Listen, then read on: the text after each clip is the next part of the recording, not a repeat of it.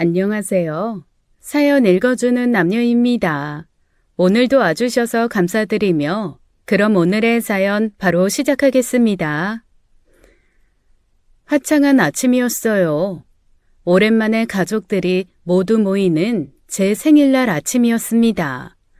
부엌에서는 며느리들과 막내딸이 부산이 움직이며 음식을 준비하고 있었죠. 아이고, 이러다 어머님 생신상이 아니라 저녁상 차리겠어요. 누구 하나는 더 거들어야지. 아주 허리 나가겠네 진짜. 형님, 이거 어쩌죠? 잡채가 또 퍼졌어요. 어머니 작년에도 드시다가 숟가락 내려놓으셨는데 오늘도 못 드시면 저 큰일이에요. 다들 그렇게 힘 빼지 마세요. 저는요, 어머님 놀라 자빠지실 특급 메뉴 준비했어요. 이거 등장하면 다들 눈 뒤집어질걸요? 술은 아무도 안 사왔어요? 엄마 생신상에 술 빠지면 섭섭하지. 제가 지금 사올게요. 무슨 술 준비할까요? 엄마 좋아하시는 막걸리 아니면 소주? 맥주? 전 와인이요. 미역국에 무슨 와인이야? 저는 그 모습을 보며 연신 입가에 웃음을 띄웠어요. 그때까지는 그저 평화롭고 아름다운 하루가 될 줄로만 알았죠. 정말 딱 10분 뒤에 제 집 거실에 펼쳐질 지옥도는 상상도 못하고요. 잠시 뒤 제 생일상이 차려졌고 저는 아들, 딸, 며느리들과 자리에 앉았습니다. 기쁜 마음으로 숟가락을 들고 가장 먼저 미역국으로 손을 뻗었죠. 그렇게 한 입 더 입안에 넣었어요. 그리고 그것이 제 끔찍한 악몽의 시작이었습니다. 행복하게 입에 넣었던 미역국 한 입이 목구멍을 타고 내려가자마자 심상치 않음을 바로 느꼈어요. 진한 알싸한 느낌. 순간 저는 당황하며 숟가락을 던지고 말았습니다. 갑작스러운 제 행동에 가족들이 먹던 밥숟가락을 들고는 저를 바라보았죠. 숨이 탁 막히며 가슴이 조여오기 시작했습니다. 한순간에 제 얼굴은 새파래졌어요. 어떻게 해서든 숨을 쉬려고 했지만 숨을 쉴 수가 없었습니다. 눈이 튀어나올 것 같았고 실핏줄이 터져 피눈물이 났죠. 가족들은 제 모습에 놀라 소리를 지르고 우왕좌왕하기 시작했습니다. 누군가는 물을 가져오라 했고 다른 누군가는 급히 병원에 전화하라고 외쳤어요. 다들 당황해하며 어쩔 줄 몰라 했죠. 그때 막내딸이 급히 방으로 달려가서는 다시 달려 나왔습니다. 손에는 에피네프린 자가주사가 들려 있었죠. 막내딸은 침착하고 신속하게 제게 주사를 놓았어요.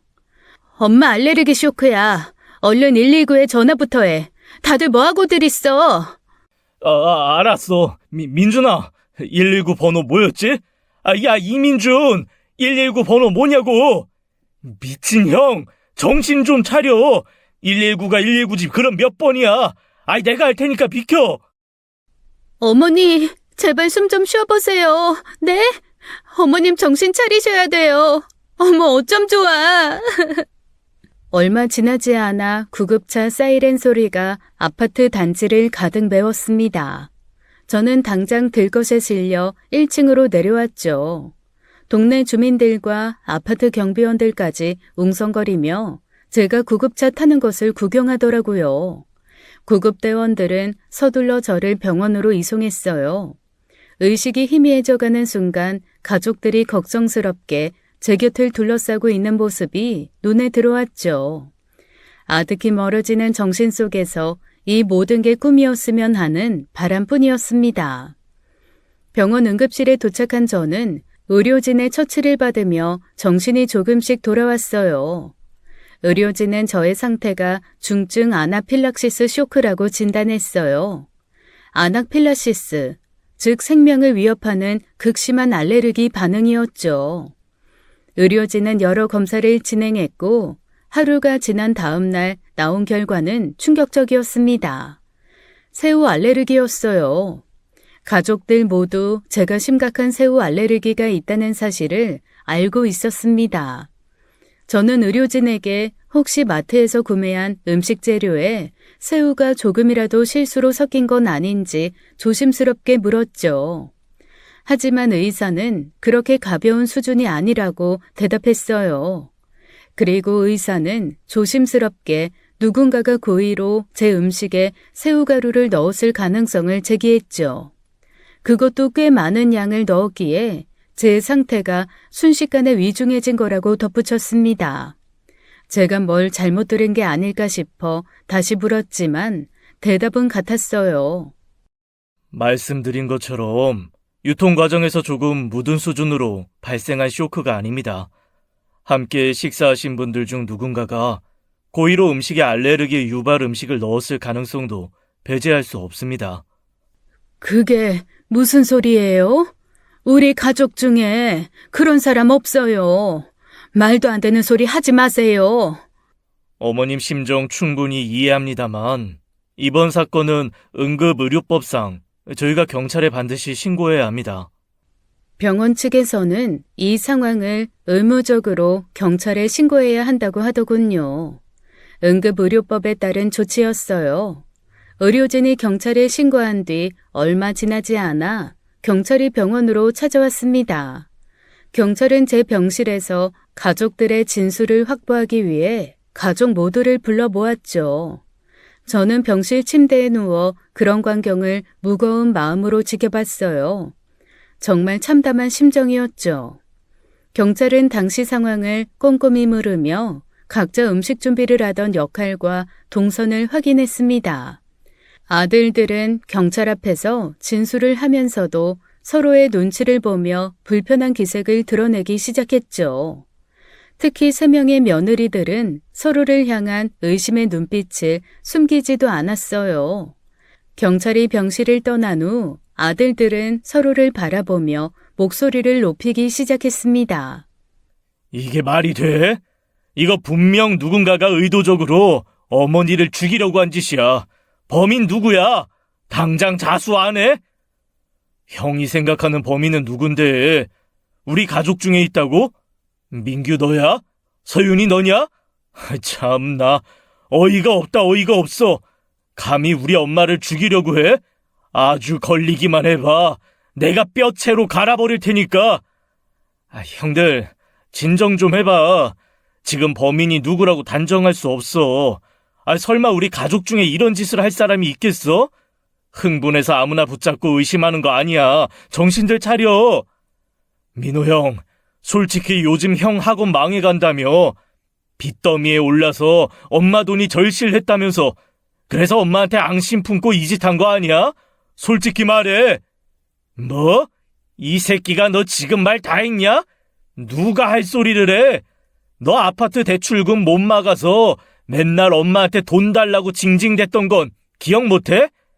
엄마가 사지 말라는 거 기어이 풀 대출 받아서 사더니 당장 돈 안 준다고 지난번에 어머니한테 소리 지르고 나갔잖아. 네가 범인 아니야?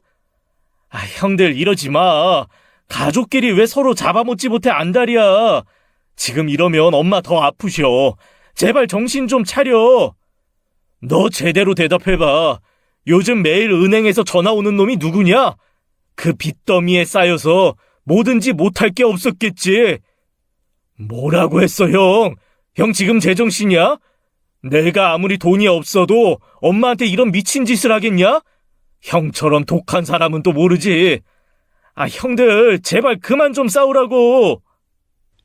하지만 셋째의 말리는 소리는 첫째와 둘째의 악소리에 묻혀 제대로 들리지 않았습니다. 급기야 첫째, 둘째, 형제 간의 말다툼은 점점 심해지며 몸싸움으로 번질 기세였어요. 저는 이 광경을 보며 참을 수 없는 슬픔과 절망을 느꼈습니다. 힘겹게 상체를 일으켜 형제들에게 소리를 쳤어요. 너희들 지금 뭐 하는 짓이야? 니들 엄마가 죽다 살아났는데 지금 내 앞에서 형제들끼리 서로 주먹질을 해? 이 한심한 놈들. 당장 내 눈앞에서 꺼져. 꼴도 보기 싫으니까 다들 나가라고. 아들들은 순간 멈칫하며 저를 바라보더군요. 뭘 멍하니 쳐다보고 있어? 어서 나가라고. 당장 다 꺼지란 말이야! 아들들이 말없이 병실을 나가고 홀로 남겨진 저는 병실 침대에 힘없이 누웠어요. 자식들이 서로를 의심하며 싸우는데 정말 딱 죽고 싶은 심정이었죠. 막내딸만이 조용히 제 곁에서 걱정스럽다는 눈으로 저를 지켜보았습니다. 저는 그런 막내딸을 보며 눈시울이 뜨거워졌어요. 대체 어쩌다가 일이 이 지경까지 온 건지 알 수가 없었죠. 저는 조용히 눈을 감고 과거 며느리들과 있었던 일들을 하나씩 떠올렸습니다. 몇 년 전 첫째 아들 내외가 저를 찾아왔어요. 당시 첫째는 운영 중인 학원의 확장 이전을 하고 싶다며 제게 큰돈을 지원해달라고 부탁했어요.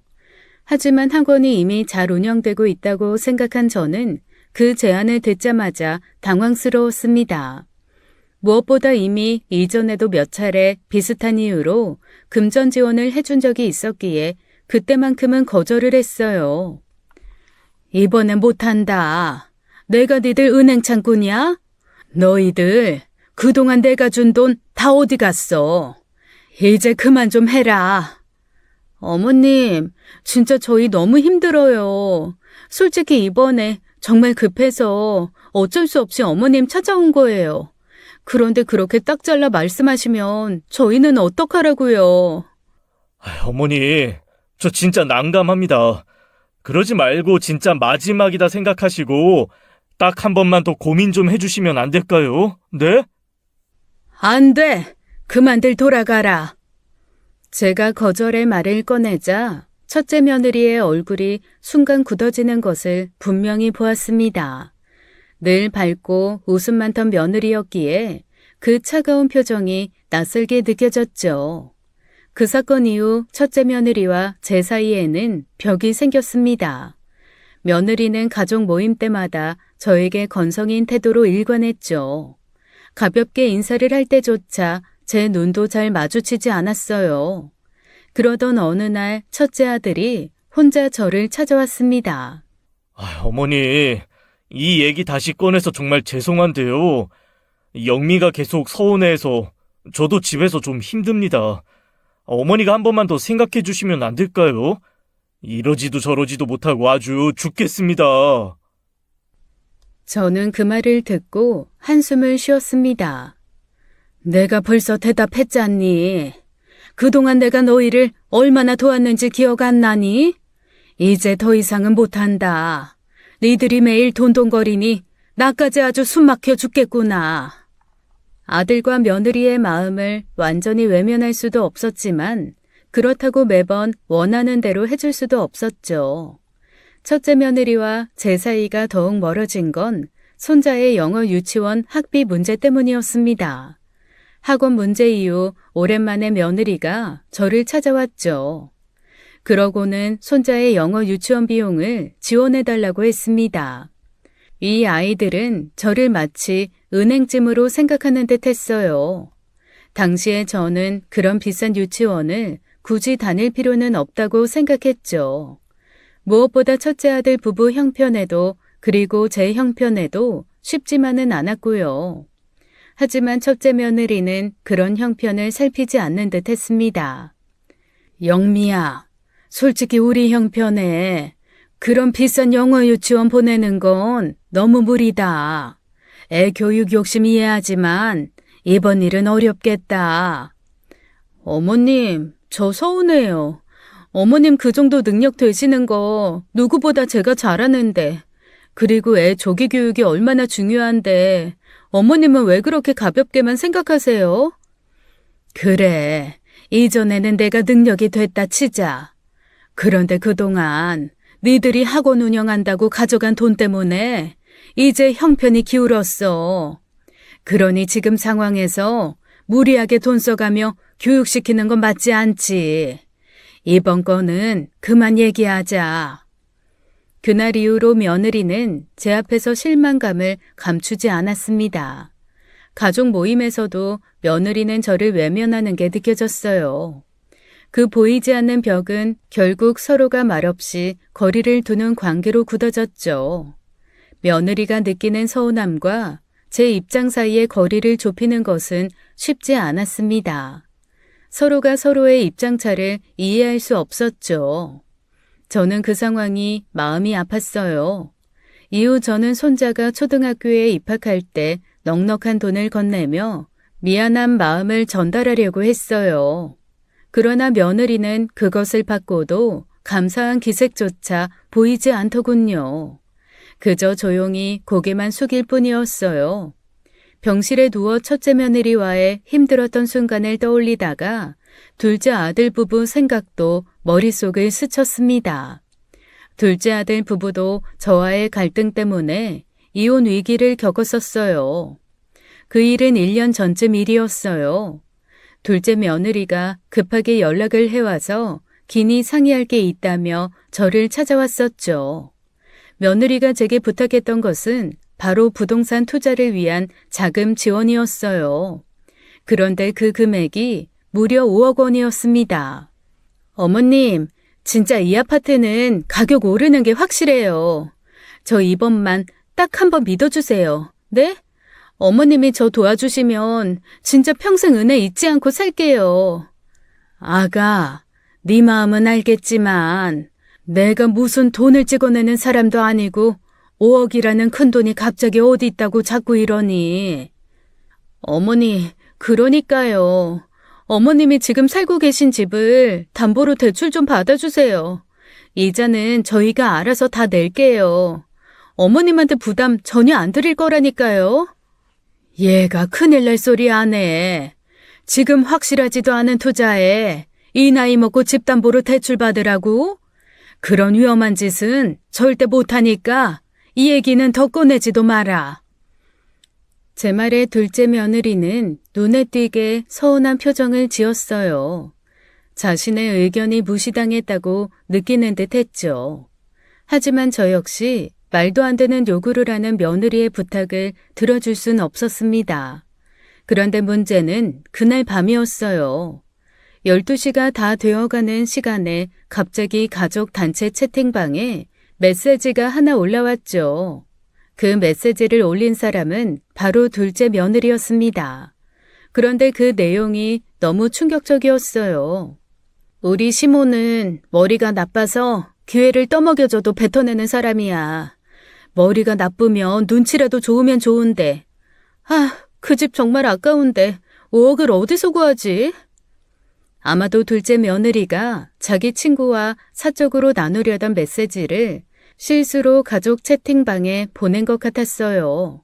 며느리 메시지 옆에 숫자들이 줄어드는 걸로 봐서는 아들들이나 며느리들이 본 것 같았죠. 둘째 며느리는 즉시 그 메시지를 삭제했지만 이미 저를 포함한 많은 가족들이 확인한 뒤였습니다. 박수연, 너 지금 정신이 있어 없어? 너 지금 어디야? 당장 전화 안 받아? 여보, 그게 아니라 친구들하고 장난친 거야. 절대 그런 뜻 아니었어. 어머니, 이거 제가 장난으로. 죄송해요, 어머님. 동서, 도대체 무슨 생각으로 그런 끔찍한 말을 해? 어머니가 얼마나 상처받으셨을지 생각해 봤어? 동서 실망이다. 그러게요. 세상 어디 가서 우리 어머님 같은 분 없어요. 그렇게 잘해주시는 시어머니 두고 머리가 나쁘다뇨. 부끄러운 줄 아세요, 형님. 나 같으면 부끄러워서 고개를 못 들겠네. 새언니, 이번엔 진짜 너무했어요. 없는 자리에서는 나라님도 욕한다지만 아무리 그래도 엄마한테 그런 식으로 말하면 안 되죠. 빨리 엄마한테 제대로 사과하세요. 둘째 아들은 그날 밤 며느리에게 매우 크게 화를 냈다고 들었어요. 이후 둘째 며느리가 저를 찾아와 직접 사과를 했죠. 어머니, 정말 죄송해요. 제가 그 집이 너무 아까워서 순간적으로 너무 화가 나서 아무 생각 없이 그만. 정말 실수였어요. 제발 한 번만 용서해 주세요. 제가 진짜 어리석었어요, 어머니.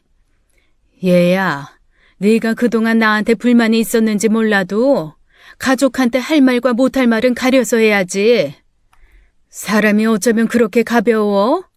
이번 기회에 제대로 반성하면서 네 행동 똑바로 돌아봐라. 그 사건 이후로 둘째 며느리는 가족 모임의 모습을 드러내는 일이 확연히 줄어들었습니다. 어쩌다 얼굴을 비추더라도 항상 뒤늦게 나타나거나 갖가지 핑계를 대며 참석하지 않으려고 했죠. 둘째 아들은 그런 며느리의 태도를 보며 심한 스트레스를 받았다고 들었어요. 둘째 아들이 이 상황을 어떻게든 개선해보려 노력했습니다. 아내를 혼돈해보고 설득하고 타이르며 가족들과 다시 어울리도록 애썼죠.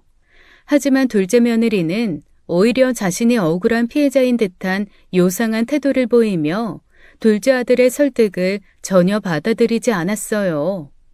아, 박수연. 너랑 나랑 이대로는 못 살겠다. 네가 뭘 잘했다고 피해자 코스프레야? 이게 가족이야? 웬 수가 따로 없지? 네가 진심으로 어머니한테 사과하고 끝장을 보든지 아니면 이혼 도장을 찍든지 하자. 이게 사는 거냐? 더는 이렇게 피 말리는 꼴 못 보겠다고. 여보, 내가 정말 잘못했어. 진짜 내가 머리에 뭐가 씌었나 봐. 어머님한테 다시 가서 무릎이라도 꿇으라면 꿇을게. 그러니까 제발 이혼 얘기만은 하지 말자. 당신 없으면 나 진짜 죽는단 말이야. 제발 나 버리지 마. 둘째 며느리는 이혼 위기에 몰리고서야 결국 울며 불며 잘못을 빌며 용서를 구했습니다. 그렇게 간신히 부부관계는 수습이 되었죠. 병실에 누워 지난 일을 생각하다 보니 저절로 마음이 무거워졌습니다. 이렇듯 며느리들과 크고 작은 갈등들이 있었어요.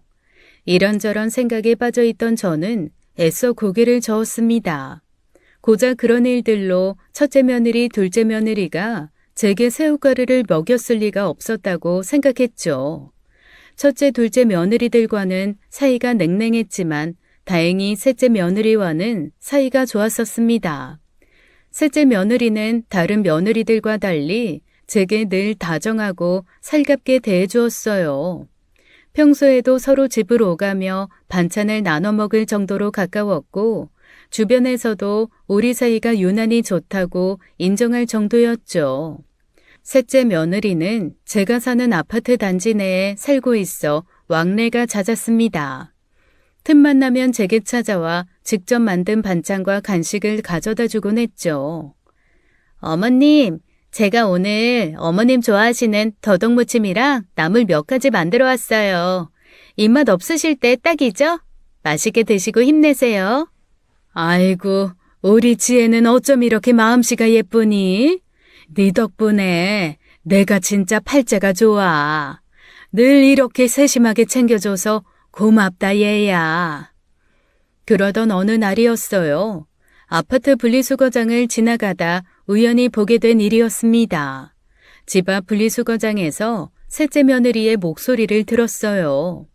무척이나 짜증이 난 듯 큰 소리로 소리를 지르는 목소리였죠. 저는 며느리에게 무슨 일이 생겼다는 생각에 급히 그쪽으로 향했습니다. 그곳에는 며느리와 아파트 경비원분이 마주 서 있었어요. 아, 저기요, 세댁. 미안한데 쓰레기 좀 제대로 분리해서 버려주시면 안 될까요? 다들 불편해하셔서 부탁 좀 드릴게요. 엄마? 아저씨, 지금 무슨 소리 하는 거예요? 그런 일 하라고 아저씨가 월급 받는 거 아니에요? 왜 아저씨 일을 저한테 시키세요? 제가 제대로 못했으면 아저씨가 그거 치우면 되죠. 그러라고 여기 서 있는 거 아니에요? 말해보세요. 그게 아저씨 일 아니냐고요. 아, 진짜 어이없네. 그 경비원분은 저도 잘 아는 분이었습니다. 이 아파트에서 오랫동안 일해주신 분이었죠. 저보다도 더 연장자인 분이셨어요. 그런 경비원분을 향한 며느리의 말도 안 되는 무례한 행동에 저는 큰 충격을 받았습니다. 셋째 며느리의 낯선 모습에 아주 잠시나마 할 말을 잃었죠. 평소 다정하고 예의 바르던 며느리가 전혀 다른 사람처럼 느껴졌죠. 저는 셋째 며느리가 경비원분에게 큰 소리치며 삿대질하는 모습을 더는 두고 볼 수 없었습니다. 급히 며느리의 이름을 불렀죠. 며느리는 제가 나타나자 당황한 듯 깜짝 놀라더군요. 지혜야, 너 지금 뭐 하는 거니? 이분이 누구신 줄 알고 이렇게 막말을 해. 30년 전에 여기 입주할 때부터 나랑 서로 이웃하면서 알고 지낸 어른이시다. 이 아파트 주민이신데 소일거리로 운동 삼아 경비 일 해주시는 거야. 어디 감히 아버지 같은 분께 삿대질을 해? 당장 잘못했다고 사과드려. 어머님, 그게 아니고 제가 오늘 너무 정신이 없어서 그만 순간적으로 화가 나서 죄송해요. 일부러 그런 건 절대 아니었어요. 내가 처음부터 다 들었어. 아무리 흥분해도 이게 말이나 되는 짓이니? 어른한테 이따위 갑질하고 함부로 대하는 게. 나한테 사과하지 말고 이분에게 어서 사과 못해? 죄송해요, 어르신. 제가 정말 순간적으로 정신을 놓고 말았나 봐요. 사실 오늘 회사에서 너무 크게 스트레스 받아서 미쳤었나 봐요. 앞으로 절대 이런 일 없도록 할게요. 정말 죄송합니다. 아이고, 아닙니다. 저도 말을 좀 심하게 했던 것 같아요. 서로 기분 상하지 않게 좋게 풀면 되는 일인데 제 사과도 받아주세요. 결국 셋째 며느리는 자신의 잘못을 인정하며 고개를 숙이고 경비원분께 사과를 건넸죠. 그 사건이 있고 난 후 저는 잠을 이루지 못했습니다. 평소에 셋째 며느리와 관계가 누구보다도 좋았기에 더욱 마음이 안타까웠어요. 다음날 셋째 며느리가 집에 찾아왔더군요. 며느리도 어젯밤 내내 잠을 못 자고 자신이 했던 행동을 계속 되돌아보았다며 깊은 반성을 했다고 했습니다. 어머님, 제가 어제 정말 경솔했어요. 너무 부끄러워서 밤새 잠도 못 잤어요. 요즘 제가 집안일이랑 회사 일이 겹쳐서 스트레스가 심했나 봐요. 그래서 어제 순간적으로 짜증을 참지 못했어요. 그러면 정말 안 되는 거였는데 정말 부끄럽고 죄송해요. 살다 보면 스트레스 받을 때도 있고 순간적으로 잘못할 때도 있지. 그래도 앞으로 어른들께 그렇게 하는 건 정말 안 된다. 조심하렴. 제 말에 며느리는 앞으로 절대로 그런 무례한 행동을 하지 않겠다고 약속했어요. 하지만 저 역시 그 사건은 충격이었기에 쉽게 마음을 완전히 풀지 못했죠. 그저 알겠다고 하며 셋째 며느리를 집으로 돌려보냈습니다. 그리고 며칠이 지난 어느 아침이었어요. 아침 운동을 나가는데 마침 경비원분께서 단지 청소를 하고 계시다가 저를 보고 반갑게 다가오셨습니다. 아이고, 어제 밤늦게 셋째 며느님이 저한테 직접 찾아와서 정말 정중하게 사과를 하시더라고요. 어찌나 미안해 하든지 몇 번이고 머리를 숙이는데 그 비싼 소고기 선물까지 챙겨오셔서 제가 다 민망할 정도였습니다. 우리 며느리가 그렇게까지 했다고요? 지혜가 정말로 많이 미안했었나 보네요. 제가 다시 한번 사과드릴게요. 정말 죄송합니다. 아이고, 아닙니다, 여사님. 제가 오히려 너무 미안해졌습니다. 며느님께서 그렇게 진심으로 사과하시는데 제가 다 감동을 받아서 마음이 아주 훈훈해지더라고요. 며느리가 저 모르게 이렇게 진심으로 반성을 하고 있고 경비원분에게 직접 찾아가 사과를 했다는 것이 무척이나 기특하고 고마웠죠. 이후 며느리는 한동안 제게 반성하는 모습을 보였어요. 그래서 저도 어느덧 마음이 완전히 풀어지기 시작했죠. 그날 이후로 저희 사이는 더욱 가까워졌어요. 셋째 며느리는 이전보다 더욱 자주 제 집을 찾아와 안부를 챙겼습니다. 저는 병실 침대에 누워 천장을 바라보며 깊은 생각에 잠겼습니다. 하나씩 머릿속을 스치는 새 며느리들과의 오래전 갈등을 되짚어 보았죠.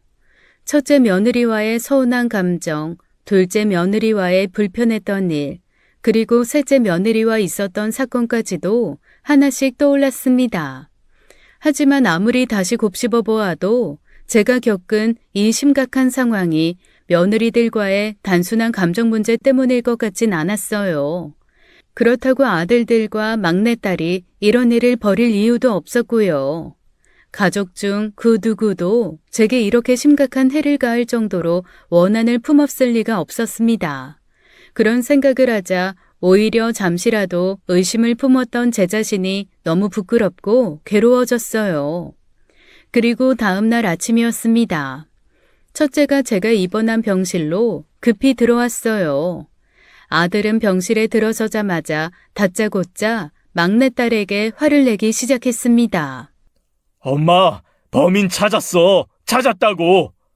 찾다니? 그게 무슨 소리야? 범인 이서윤이었어. 엄마 알레르기 쇼크 일으킨 거 다 막내 짓이라고. 걔가 엄마 음식에 일부러 새우를 넣었다니까? 민호야, 너 지금 무슨 헛소리를 하는 거야? 소윤이가 왜 그런 짓을 해? 대체 무슨 말이야 이게? 오빠, 미쳤어? 내가 그딴 짓을 왜 해? 오빠는 어떻게 나한테 그런 말을 할 수가 있어? 내가 미쳤다고 엄마한테 그런 짓을 하겠냐고. 말 같지도 않은 소리 착착해. 너 끝까지 발뺌할래? 이거 봐. 네 방에서 찾아낸 거라고. 네가 직접 숨겨놓은 걸 내가 찾았어. 이게 증거 아니면 뭐냐고. 아들은 주머니에서 무언가를 꺼내 딸에게 던졌습니다. 제 침대 위에 떨어진 그것은 잔뜩 구겨진 종이였어요. 그저 흔하게 볼 수 있는 영수증이었죠. 민호야, 이 종이 쪼가리가 도대체 뭔데 이러는 거야? 그게 뭔데? 엄마, 잘 봐봐. 여기 영수증에 새우라고 적혀 있잖아. 이서윤 저게 새우를 산 거야. 그것도 하필 엄마 생일 하루 전에 말이야. 야, 이서윤, 이래도 발뺌할래? 이래도 우연이라고 할 거야? 구겨진 영수증을 급하게 펼쳐보니 정말로 막내가 새우를 산 구매 영수증이었어요. 엄마, 이 영수증 그냥 우연히 찾은 게 아니야. 내가 엄마 집에서 결정적인 증거 될 만한 게 있나 싶어서 방을 뒤적이다가 서윤이 가방에서 나온 거라니까? 이걸 보고도 아직도 서윤이를 감쌀 거야? 야, 이서윤, 너 뭐 할 말 있냐? 어려서부터 막내라고 오냐 했더니 이딴 소름 돋는 짓을 해? 오빠, 잠깐만. 내 방에서 내 가방 뒤졌다는 말이야? 오빠야말로 지금 정신 나갔어? 누가 오빠 마음대로 내 물건 뒤지래? 그리고 엄마 알레르기를 내가 왜 일부러 일으켜? 의심할 사람이 없어서 날 의심해? 진짜 어이가 없어서 웃음만 난다. 뭐? 이게 지금 누가 미쳤다고? 야, 너 증거가 명백히 여기 있는데 이렇게 끝까지 우기겠다고? 서윤이 너 진짜 큰일 나려고 작정했구나. 솔직하게 인정해. 네가 산 영수증이 분명히 나왔는데 어디서 계속 발뺌이야? 민호야, 제발 진정 좀 해. 흥분하지 말고 차분하게 다시 한번 잘 얘기해봐. 소리 지르고 화낸다고 일이 풀리지 않아. 자, 다들 진정하고 천천히 말해보자. 저는 첫째 아들에게 제발 진정하라고 말리며 막내딸에게 무슨 일인지 말해보라고 다독였습니다. 딸은 자기 오빠인 첫째를 한참 노려보다가 입을 열었어요. 맞아. 내가 산 거 새우 맞아. 거봐, 엄마 맞다잖아. 쟤라니까. 아이고 정신없어. 넌 좀 가만히 좀 있어봐. 얘기 좀 듣게. 근데 그건 엄마랑 아무 상관없다고. 엄마 쓰러지시기 바로 전날 밤에 내 친구 희진이 자취방에서 맥주 한잔 하면서 같이 먹은 거였어. 이걸 가지고 지금 날 범인 취급해? 아, 진짜 기가 막혀서 말이 안 나온다. 뭐? 희진이? 그래, 오빠 첫사랑 희진이. 이게 너 그 얘기 진짜 확실해? 괜히 궁지에 몰리니까 둘러대는 소리 아니고? 하필이면 엄마 쓰러지시기 바로 전날이냐고. 그게 말이 된다고 생각해? 오빠도 참 독하다 독해. 못 믿겠으면 지금 당장 희진이한테 전화 걸어서 확인해. 내가 번호 알려줄 테니까. 통화 내역이라도 보여줘야 믿겠냐? 이렇게 가족한테 의심받으니 서러워서 못 살겠네 진짜. 당장 희진이한테 전화해서 확인해보라고. 오빠 나한테 무릎 꿇고 빌 준비나 하고 있어. 그러면서 딸은 자기 핸드폰을 오빠에게 내밀며 자기 친구에게 전화를 해보라고 했어요. 아이, 됐어. 뭐 아닌가 보지. 굳이 희진이한테 전화까지 해가면서 확인할 필요 없어. 됐어. 믿어줄게. 믿어줄게? 어이가 없어서. 전화해서 확인하라니까. 민호야, 너도 참 흥분해서 제대로 보지도 않고 사람을 잡으면 어떡하니? 그 영수증 좀 똑바로 봐라. 첫째 아들이 가져온 영수증은 일반 새우나 새우가루가 아닌 단순 새우튀김 구매 영수증이었습니다. 튀김 크기가 워낙 크고 눈에 띄는 음식이었기에 제가 그걸 모르고 먹었을 리가 절대 없었죠. 오빠, 잘 들어. 내가 바보냐? 엄마가 새우만 봐도 기겁하는 걸 아는데 내가 집에 그런 음식 드릴 리가 있어? 그런 거 먹으려면 밖에서나 먹지. 집에서는 절대 입도 안 된다고. 날 뭘로 보고 그런 말도 안 되는 의심을 해? 미안하다고. 내가 순간적으로 너무 흥분해서 널 의심했나 보다. 오빠가 진짜 잘못했다. 그럼 대체 누구야? 어떤 새끼인지 잡히기만 해봐. 됐다. 뭐가? 이제 알 것 같다. 처음부터 그런 범인은 없었던 거야. 그게 무슨 말이야? 범인이 없다니. 민호야, 둘째랑 셋째 내외 좀 모두 불러봐라. 그렇게 첫째와 막내딸의 오해는 풀렸습니다.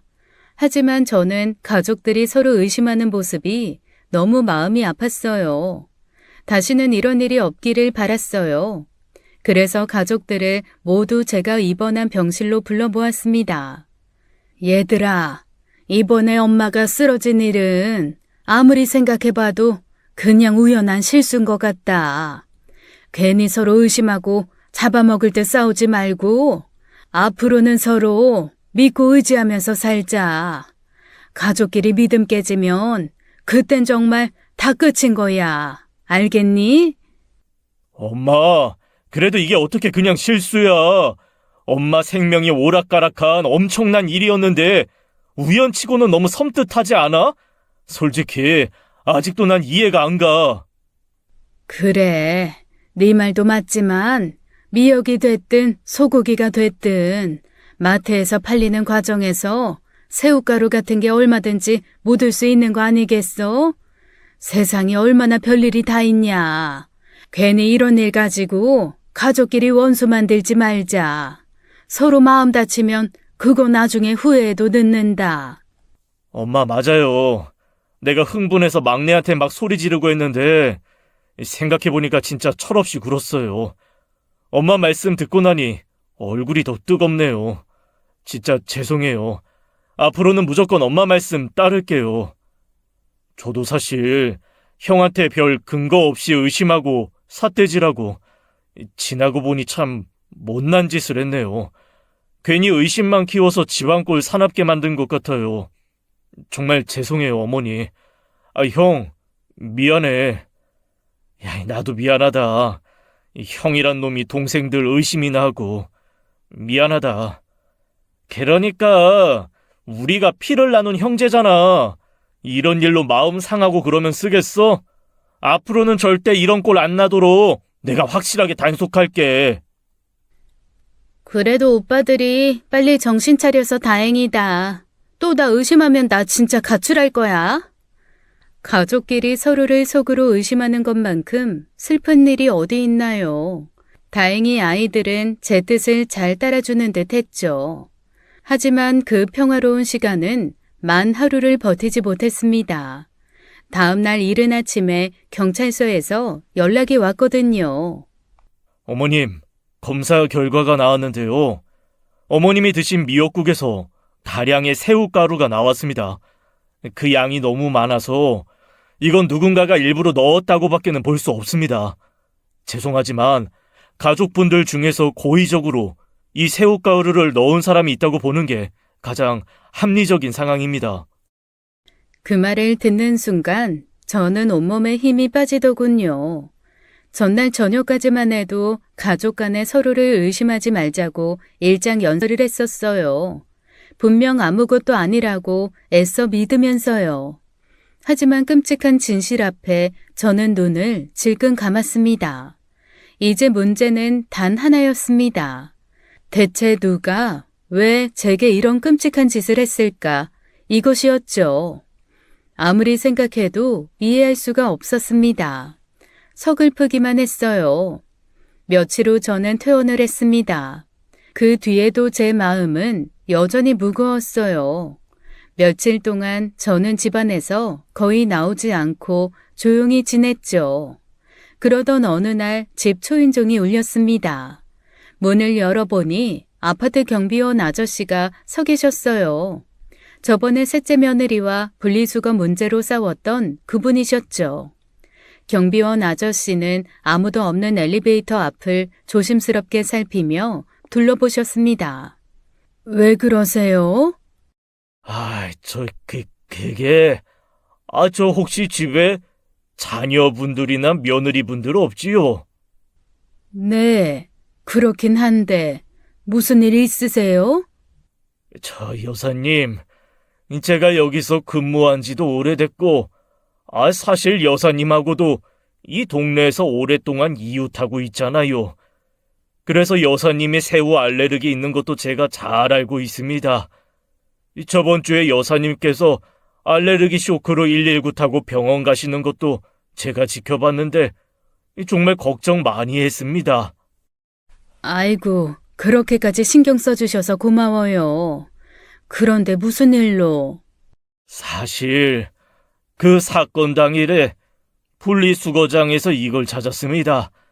아무래도 너무 수상하다 싶어 제가 따로 보관하고 있었어요.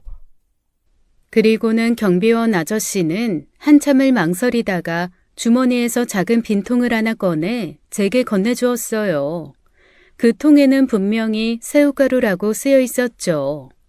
저는 놀란 얼굴로 경비원 아저씨를 바라보았습니다. 경비원 아저씨는 잠시 망설이다가 걱정스러운 표정으로 말을 이었습니다. 그날 여사님이 병원에 실려가시고 얼마 안 돼서 며느님 중 한 분이 굉장히 급하게 나오시더니 쓰레기 봉지를 분리수거장에 휙 던져버리듯이 버리고 가시더라고요. 평소에도 분리수거 잘 안 하시던 분이셨는데 그날도 역시 아무렇게나 버리시길래 저번처럼 또 다투는 게 싫어서 제가 그냥 못 본 척 했었죠.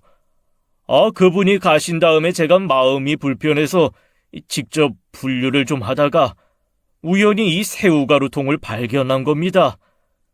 그 순간 왠지 모르게 느낌이 이상해서 혹시 몰라서 따로 보관해둔 겁니다. 저는 경비원 아저씨의 말을 들으며 너무 큰 충격에 숨조차 제대로 쉴 수가 없었습니다. 빠르게 뛰는 심장을 진정시키며 이내 조심스레 물었죠.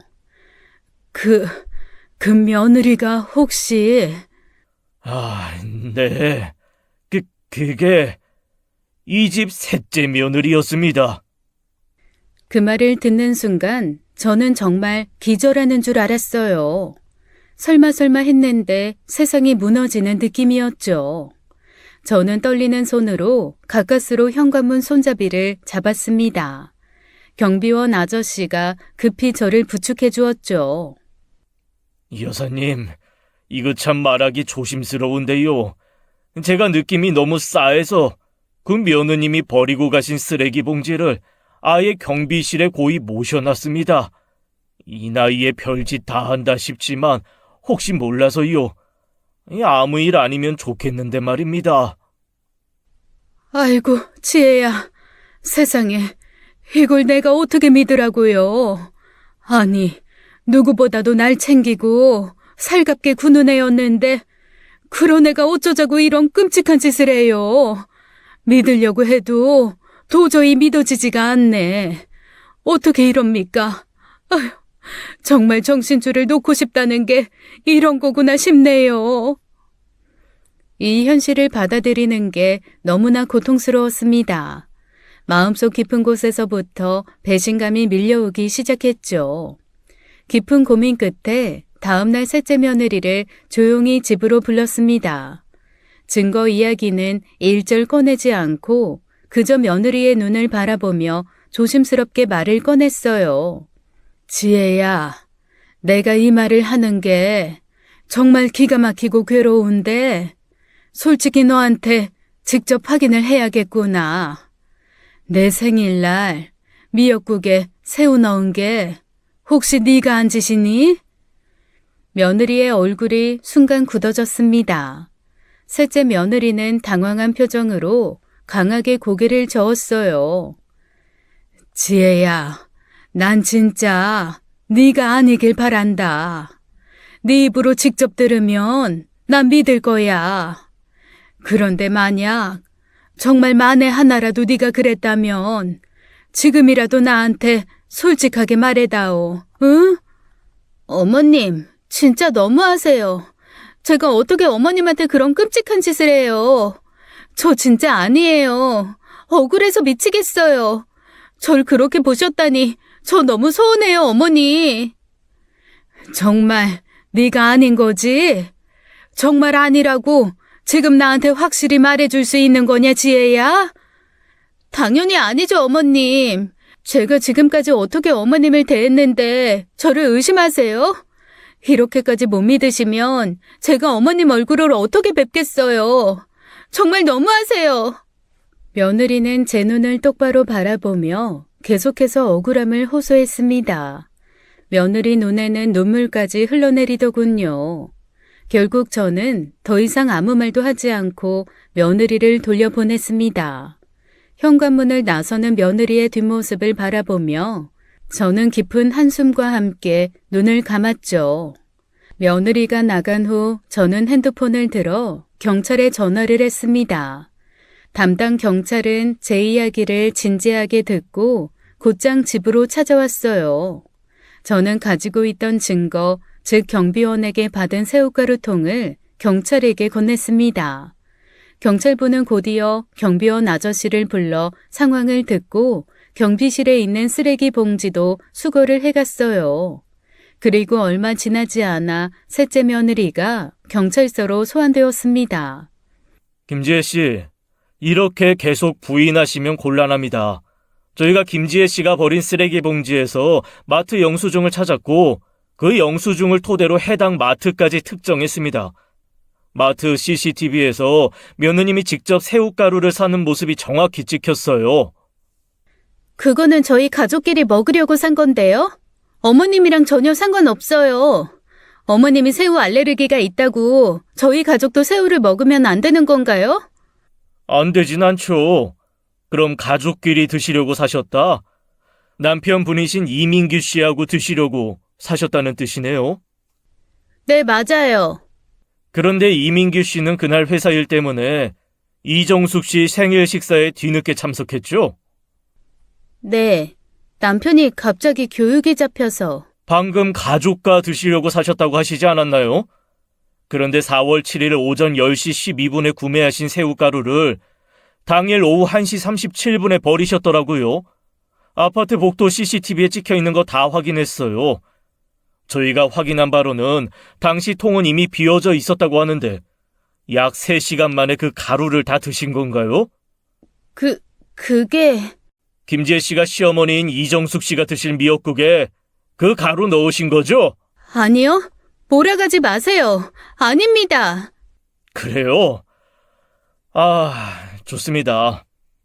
그런데 마지막으로 하나 정말 이해가 안 가는 게 있는데 남편분인 이민규 씨도 어머니인 이정숙 씨를 닮아 새우 알러지가 있으시다고 하시는데 그것도 모르셨나요? 네? 경찰은 셋째 며느리의 억울하다는 주장을 받아들이지 않았습니다. 결국 영장 발부를 통해 며느리의 핸드폰을 포렌식으로 조사까지 했죠. 셋째 며느리 핸드폰에는 새우 알러지 쇼크로 사람이 죽는데 필요한 새우가루 양, 쇼크로 죽기까지 걸리는 시간, 이런 것들을 한가득 검색해 본 흔적이 나왔죠. 그제야 셋째 며느리는 경찰 앞에서 모든 진실을 털어놓기 시작했습니다. 이미 너무나 명백한 증거가 있었으니까요.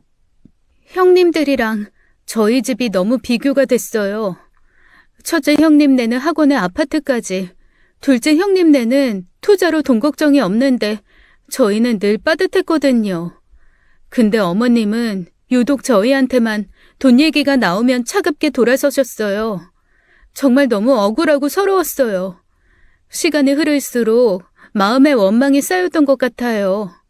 그렇다고 이렇게 끔찍한 짓까지 할 생각은 없었는데 저도 제가 왜 그랬는지 모르겠어요. 정말 죄송합니다. 제가 미쳤었나 봐요. 진짜 평생 후회할 거예요. 저는 경찰에게 며느리의 진술 내용을 전해 듣고 깊은 충격을 받았습니다. 그동안 셋째 며느리에게 그런 고민이 있는지 상상도 못했죠. 하지만 이해도 잘 안 되었어요. 각자 자신의 사업을 하는 첫째, 둘째와는 다르게 셋째는 대기업을 다니고 있었습니다.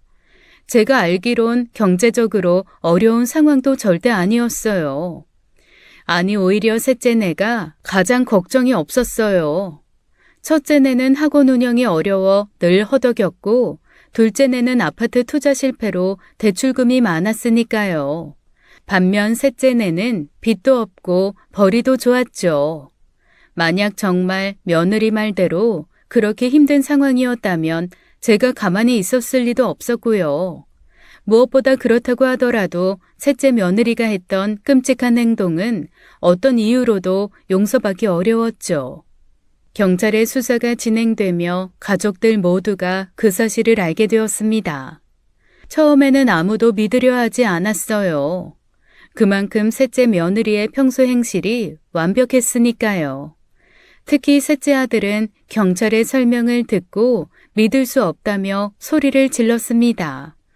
아내가 그런 무서운 범죄를 저질렀다는 사실을 쉽게 받아들일 수 없었죠.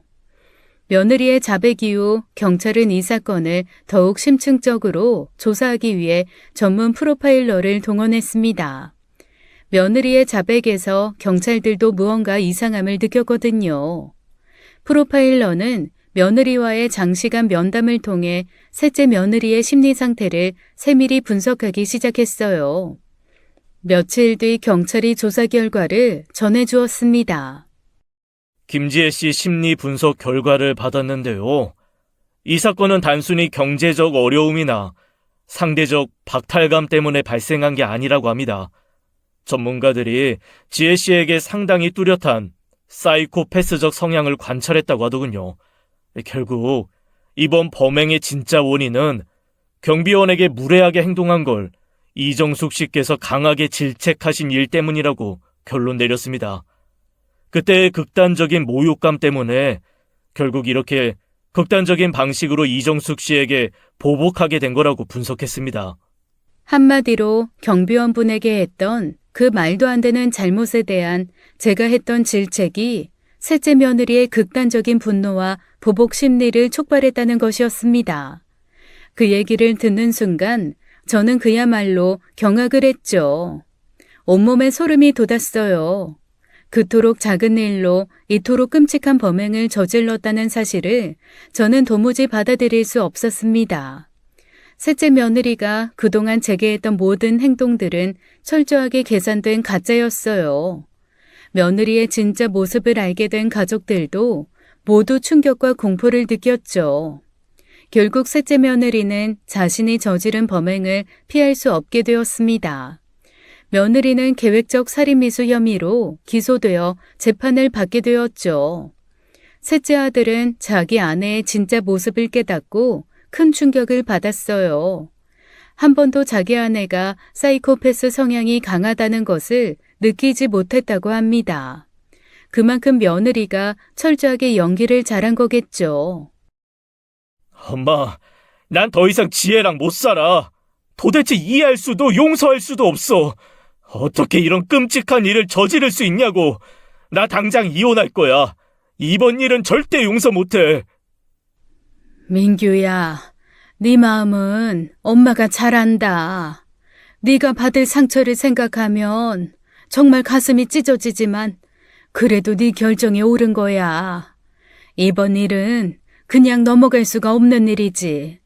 엄마가 미안하다. 정말 미안해. 엄마가 뭐가 미안해. 김지혜 걔가 미친년이지. 긴 재판 끝에 셋째 며느리는 법정에서 자신의 범죄에 대해 유죄 판결을 받게 되었습니다. 판사는 셋째 며느리에게 최종 진술의 기회를 주었어요. 지금까지의 모습과 달리 셋째 며느리는 차갑고 담담한 표정으로 천천히 입을 열었습니다. 더 이상 연기를 할 필요가 없다고 생각한 듯한 모습이었어요. 그녀의 차갑고 무감정한 말투로 입을 열었죠. 어머님, 사람은 역시 한 번씩 고통을 겪어봐야 얌전해지는 것 같아요. 그날 경비원 앞에서 저를 혼내시면서 저한테 망신 준 거, 그때 어머님 얼굴은 참 당당했는데 지금 절 바라보는 얼굴은 겁이 가득 묻어있네요. 왜 그렇게 놀라세요, 어머님?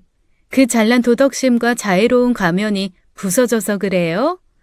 저는 솔직히 어머님이 쓰러져서 병원으로 실려갈 때 정말 재밌었어요. 그 모습 생각하면 지금도 즐거운데요? 교도소에 가도 그 모습 생각하면 후회 안 할 것 같네요.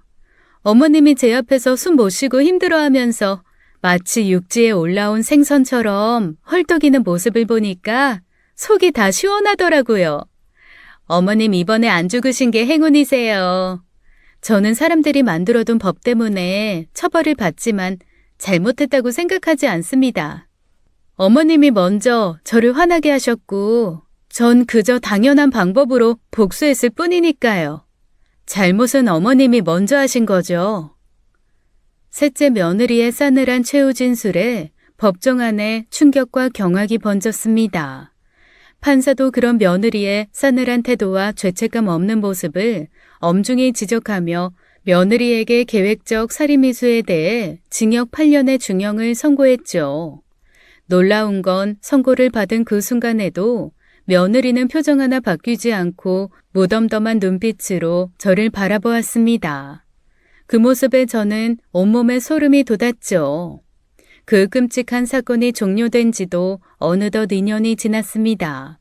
그동안 우리 가족은 각자 그 상처를 치유하기 위해 많은 노력을 기울였죠. 시간이 약이라고 하지만 우리에게 남겨진 상처는 쉽게 아물지 않더군요. 셋째 아들은 긴 법정 다툼 끝에 결국 아내와의 이혼 절차를 마쳤습니다.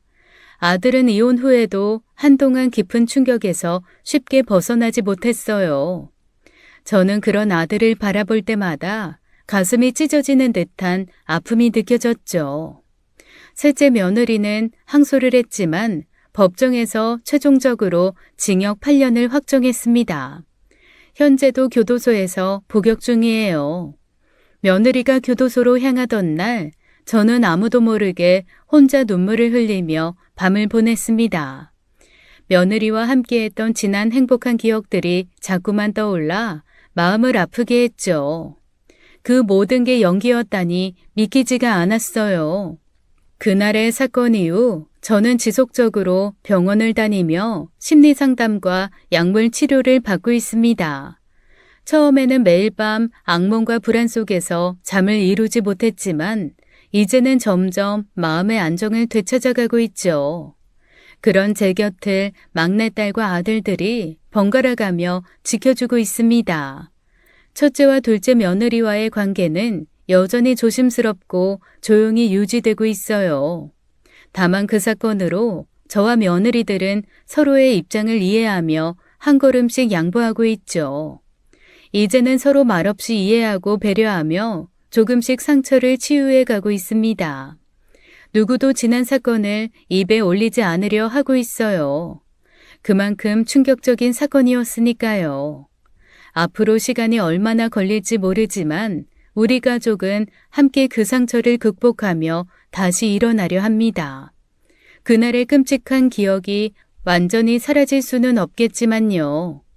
저는 오늘도 조용히 가족들의 곁에서 하루하루를 살아가고 있습니다. 지금까지 사연 읽어주는 남녀였습니다. 끝까지 시청해주신 여러분 감사드리며 저희는 다음 사연으로 돌아올게요. 감사합니다.